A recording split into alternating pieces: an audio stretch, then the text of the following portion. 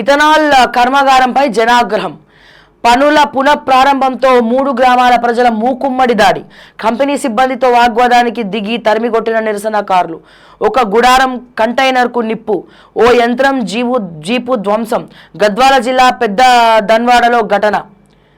రైతులతో పెట్టుకుంటే, గ్రామస్తులతో పెట్టుకుంటే, కడుపు కాలిన వ్యక్తులతో పెట్టుకుంటే, ప్రభుత్వం సహకరించకపోతే, పోలీసులు అందరితో కుమ్మక్కైపోతే, వ్యవస్థలో లోపాలు పాపాలు పెరిగిపోతూ ఉంటే ఇట్లా కట్టలు తెంపుకునేటువంటి ఆవేశమే వస్తుంది.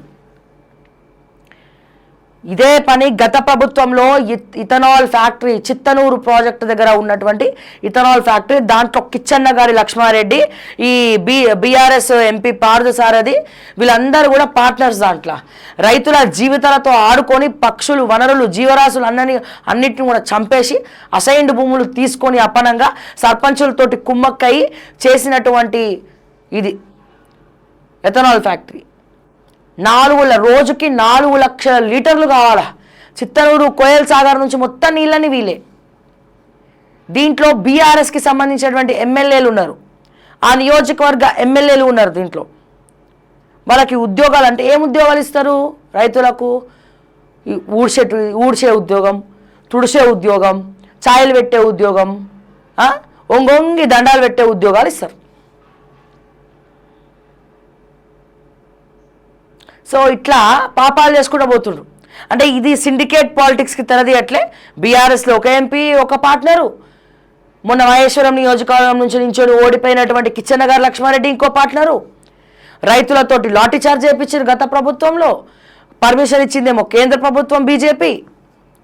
ఇన్ని పార్టీలు కుమ్మక్కైనాయి దాంట్లో. సో మళ్ళీ ఇదే స్టోరీ సేమ్ అక్కడనే. అప్పుడేమైపోతుంది, ఇథనాల్ ఫ్యాక్టరీ తయారవుతూ ఉంటుంది. కొన్ని లక్ష టన్నుల బియ్యం కావాలి ఇథనాల్ తయారీకి. బియ్యము ప్లస్ 4 లక్షల లీటర్ల నీళ్లు రోజుకి. నేను చెప్పేది ప్రజలారా, రోజుకి ఇథనాల్ తయారీ అంటే రోజుకి అంత కావాలి. అక్కడ పాలమూరులో అసలే నీళ్లు లేవు. అక్కడ కొద్ది గొప్ప ప్రాజెక్ట్ కట్టినారు. చిత్తనూరు ప్రాజెక్ట్ ఉంది, తర్వాత కోయల్ సాగర్ ఉంది. ఇప్పుడు ఏమవుతుంది, అక్కడ ఉన్నటువంటి ఇథనాల్ తయారీలో భాగంగా ఈ నీళ్ళని తీసుకొని కెమికల్తో కూడినటువంటి వాటర్, బ్యాక్ వాటర్ అంతా కూడా ఎక్కడికి పోయి కలుస్తుంది ప్రజలారా? కోయల్ సాగర్లో కలుస్తుంది. ఈ కోయల్ సాగర్ నీళ్ళు ఎవరు తాగుతున్నారు? పాలమూరు జిల్లా పంట పొలాలకి వెళ్తుంది. ఇది కాకుండా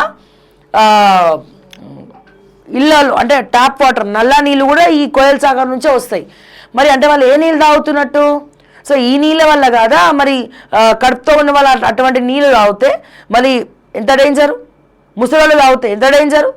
సో ఇది స్లో పాయిజన్ లాగా వెళ్తుంది. ఆ విషయం ప్రజలకు చాలామందికి పాలమూరులో తెలియదు. రైతులు చెప్పి అలసిపోయినారు. వాళ్ళు ధర్నాలు చేసిరు, నిరసనలు చేసిరు, కానీ జిల్లా ప్రజలు ఎవరు కూడా అండగా రాలే. కేవలం రైతులు వాళ్ళ పొలాలను కాపాడుకోవడానికి ఇదంతా చేస్తున్నారు అనుకున్నారు, కానీ అది తప్పు. పాలమూరు జిల్లాకి ఏ నష్టం కలుగుతుందో కూడా వాళ్ళు చెప్పినారు. అయినా కూడా చేతులు మొత్తం కాలినాకనే అప్పుడు ఆకులు పట్టుకొనికి వస్తారు అంతా. సో ఇది ఆల్రెడీ స్టార్ట్ అయింది. అది పాలమూరు జిల్లాలో తెలియకుండానే